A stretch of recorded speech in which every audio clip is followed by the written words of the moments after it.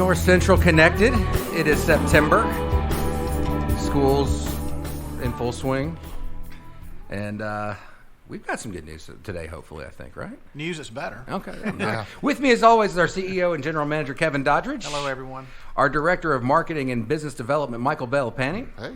And I'm your Media Specialist, Justin Jaggers. And we're finally happy to say, JD, it's good to have you back. Good to be here. In your place last month was a pile of beef jerky, and we really didn't agree with what it had to say. So, Well, just goes to show how easily you can be replaced. No. What'd you do with all that stuff? It's in the corner over there. Oh, okay. You hungry? There's some Cliff always Bars in there, too, I think. It's something we might be looking into doing in October, November, so, yeah. All right. Well, so to start off, we're going to start with you, Kevin, and hopefully we've got some better news. Oh yeah, we've had tough news the last couple of months when we got hit with the fuel cost adjustment from TVA jumped up dramatically for the months of July and August. So the rates were as high as they've ever been, and of course that fuel cost is the cost of a generation fuel that TVA has and passes on to us. And really, by contract, we have to pass that on to the retail member. And also, at the same time, we had just incredible heat. You've got to remember that, and very little recovery at night with the humidity. So we had multiple months of incredible heat, high rates, and it's been tough on everybody. We've been trying to work with everybody out there and make sure we can make payment arrangements. Making sure that we're not disconnecting for non-payment, something that's very unpleasant to do, and make sure that we're not doing it when it's too hot out there. We don't need to be doing that. So very difficult couple of months, and for those people that had their meters read in August, they still may get a bill that's abnormally high, but we are happy because we said this earlier. We said as quick as those rates went up, those fuel costs, we're hoping that they'll start coming down and start trickling down and seeing some leveling out. So we are. We're going to start with the September billings. We'll see retail rates come down roughly about 11%. And that'll take a big chunk out of that. And, the days are a little milder. The nights are definitely milder. So we hope to see the electric consumption come down as well. So hopefully those bills that you occur in September, may not receive them till later, maybe early October when you actually receive them. But we're hoping they will be a lot less, and then also hoping that in October that fuel cost adder comes down about another 4 or 5%. Hopefully everybody can get caught up then. And we acknowledge, I think our fuel costs that we pay to TVA in the month of July alone was pushing $5 million. So it's been just incredible cost issues that we've had all summer. We have been trying to stay on top of maintenance, and that has not been very popular as you get more into the urban areas. In those areas where we have overhead lines, in those residential developments where we have overhead lines, where the people that developed the property decided not to put the power underground to work with us and do that, there are some that still have overhead lines. Some of them with very little setback have very few trees and don't have a lot of room to get them up within our lines. And over the years, they've grown up into the lines. So we've had to trim them.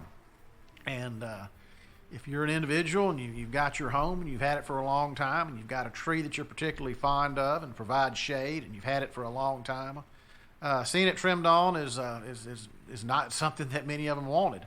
And it really is one of those things that doesn't make any of us happy. We have to remember that there are some utilities that don't trim like they should, and their reliability is very poor. So we're doing it because, we hate to really get into the saying, it's a fact that by statute we are asked to maintain our property, and by statute we are told that we can cut trees around the line. But having the right's not really what we always like to remind people. It's just the responsible thing to do. Not just for your power, but for your neighbor's power down the street, and on and on and on. So the people that have been doing this trimming, if you call in, if you've got a particular issue, there is a chance that we may be able to replace the tree. We may be able to come up with a slow-growing tree and move it somewhere else in the yard where it won't get in the line. Or might be able to take this isn't a popular response, but sometimes tree trimming's like a bad haircut. And if you'll give it a month or so and let it green out a little bit, it's not quite as bad. And then maybe when that happens, we can get some crews, if you're still unsatisfied, and maybe see if we can get into some of these areas and shape them up. But right-of-way is an incredible expense for North Central, but it's a necessary expense. It's an expense that during the last ice storm had power off on our system for less than 40 hours, while other systems went for days. And that's the reason that we have to do it. It's for reliability, and also in a lot of situations it's a safety issue as well, which I'm sure JD will acknowledge. Yeah, in many of those cases where you have the shallow setbacks, let's just say it's 35 foot from the curb, and then your utility easement down there is going to be 5 or 6 feet off the curb. When you plant a tree that's going to mature into a pretty sizable tree, obviously there's going to be a conflict there. And Kevin has spoke about the reliability, but from a safety perspective of it, we really have to take that into consideration. A lot of times homeowners, members, they can see that the trees are encroaching the lines, and they'll get up there and they'll try to cut on them themselves. And that's one thing that we try to strongly discourage most homeowners, because of cost and the sheer weight of a ladder that tall, are going to use an aluminum ladder. And as we show, many times on our demonstration trailer, our electric demonstration trailer, aluminum ladders and high voltage electric lines do not mix. And so, we really, try to get in there and do the preventative tree trimming for liability, safety. We don't want members up in there getting into the danger zone, trying to cut their own trees. Kids, in a lot of these subdivisions, got a lot of kids. I know, when I was a kid, climb trees, all the time. And so we really have to make sure that we maintain that and just make it safe, for the neighborhood, for the people around there. And so if you see a tree encroaching a power line, please do not take that upon yourself. Call us. We've got folks that can come out and take a look at it. It's not something that we enjoy doing, just going by and really cutting someone's tree, but it is a responsible thing on our behalf that we have to do. Yeah, one of the things that we hear of probably most often too is folks getting concerned at how long debris stays on the ground when we're trimming those trees. And we try and impart on our contractors to get back as soon as possible, but just the sheer nature of the work, it's better for them to cut and go on down the line and then come back a week or two later. In the rural areas, it takes a little bit longer because they do cut while the weather's nice, and then maybe drag the brush later on when the weather's maybe not quite as good. But now some of these urban areas, I think they've done a pretty good job of trying to get it up in the next 2 or 3 days, which if you wanted to mow that weekend or spray or something like that, sometimes that's not fast enough either. But yeah, they try to get back in there as soon as they could. Yeah, but you just got to remember though, when you hear other people around us have these outages that go on many days, it is a little painful, to see the trees cut the way they are, and it's a fact that we have to come in there and do it. But when you need it the most, on those coldest days, when the weather is the worst, and the fact that the trees are trimmed and the member still has electric service, that's what it's all about. All right. So speaking of safety and everything else, with hurricane and storm season coming up, what do you have for us? Well, a couple things, and really we're just now beginning to get into the storm season, and we'll really have some stuff to put out later on in the year. But really wanted to just kind of get in that mindset and just start to think about being prepared, just making sure that we have things around the house, water, batteries, charge our cell phones, just things like that. So really we want to just kind of get that idea out there, start talking about it a little bit now. We'll have a lot more information on it, next month. One of the things that we're really excited about that's fixing to happen here real soon is Friday we have Safety Day. And, once again, we have the opportunity in which I am very, very grateful for, that Kevin allows us to just close the office down for a couple of hours. 8 to 10. And really just to focus That's on 2 hours. It's 2 hours. He said a couple. But it's really an opportunity for us to focus on safety. It's not a time when we talk about, anything else. We don't talk about a lot of the issues that may come up, from an HR standpoint, which many groups do. This is a time that is set aside where we talk about safety. We celebrate the good things that we have accomplished, the milestones that we've met. We celebrate the fact that, when you just think about the volume of work through our fiber effort, through our right-of-way efforts, the building of new lines and subdivisions, overhead and underground. Kevin certainly could go on and on just talking about, just how much plant, how many things have been added. The fact that we did it, and at the end of the day, everybody went home safe. Everybody got home to the people that they loved and the people that loved them. And, companies, a lot of times, I think they get caught up in, they have a lot of rules, they have a lot of programs, they focus on the numbers and everything, which that's important, and I don't mean to take away from it. But at the end of the day, people going back home to their families, the commitment that we have, that their families have allowed them to come in and allowed us to have them for a few hours of the day. And they may go home a little bit dirtier, a little bit tireder, but certainly at the end of the day, they get back home to their families. And really this, to me, this safety day is even more special. We talk about, the fuel adjustment. We talk about all the hot weather and, just how all of that, affects a member's bill and stuff like that. But then we think about the human aspect of it. All of our co-workers and stuff that are working out there to, whether it's maintaining the right of way, whether it's installing fiber infrastructure, whether it's installing overhead or underground subdivisions, they're out there in 100-degree plus weather, all day long. And the focus on giving them what they need, making sure that they're staying safe and not getting too hot and things of that nature. So, we'll definitely celebrate those things as well. Talking about the positive things that happen, we have a initiative here at Northcentral where when employees report other employees for doing good things, for doing things that they should and doing it the proper way. And, employees and supervisors and stuff, they nominate their fellow coworkers to be acknowledged for that. And as a part of that acknowledgement, we have a safety coin. And that safety coin on both sides, it talks about the commitment of safety, not just, in the cooperative, but in our community, with our membership, with everyone.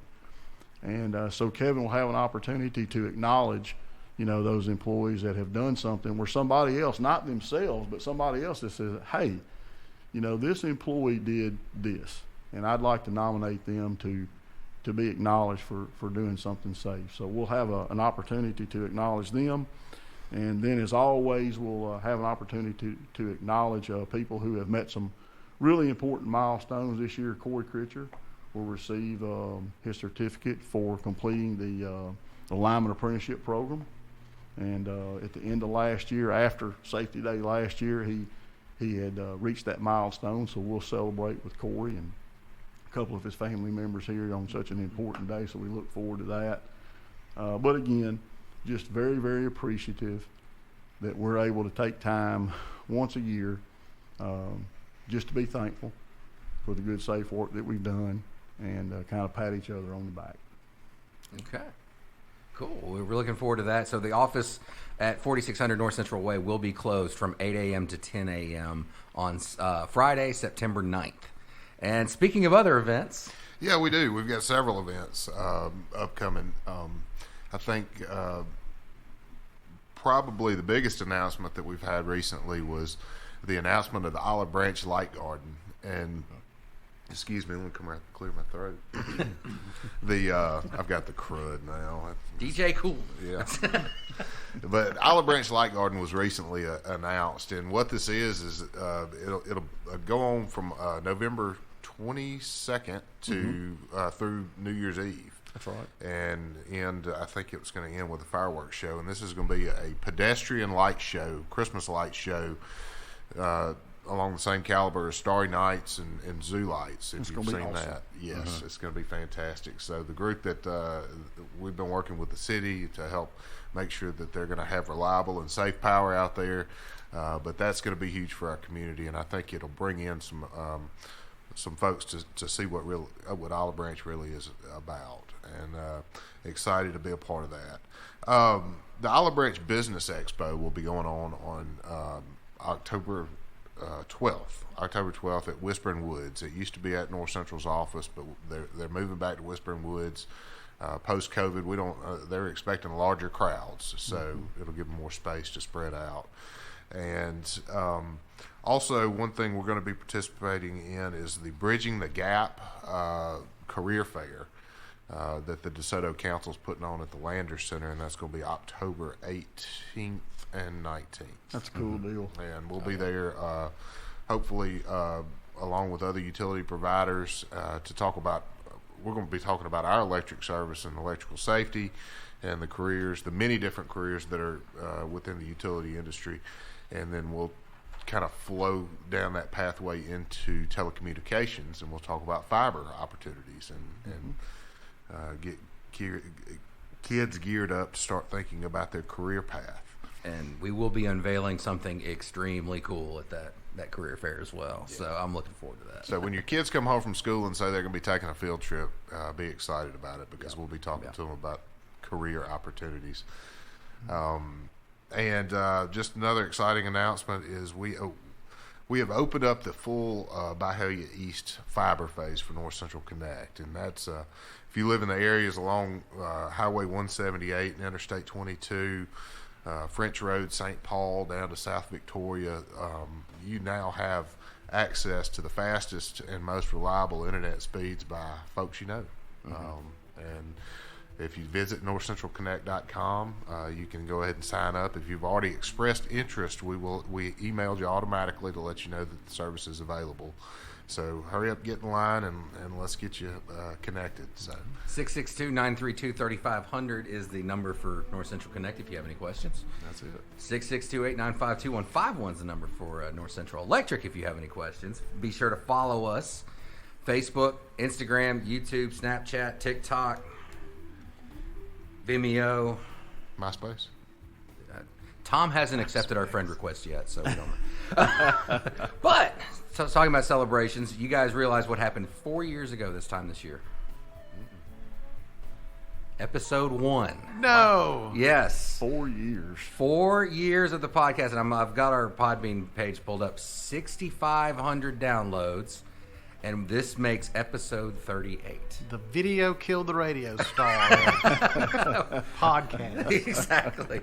So we appreciate you guys for listening, and email us, podcast@northcentralelectric.com, and let us know if there's something that you would like to hear on the podcast, or a business that you'd like us to promote, or an event or anything like that. We definitely could use more content on this, but it's been a really cool 4 years, and we started just downstairs in the conference room, and now we've got our own studio. So, all right, we'll be back in October. It is Cybersecurity Month. It is Cooperative Month. It is Breast Cancer Awareness Month. It is Emergency Preparedness Month. Emergency Preparedness Month. We might have something for that. And annual meeting. Annual meeting. So I need to write some of that stuff down. We'll make sure you get where you need to be. Yeah, we'll shoot you an event invite. So, all right. Well, y'all have a great September.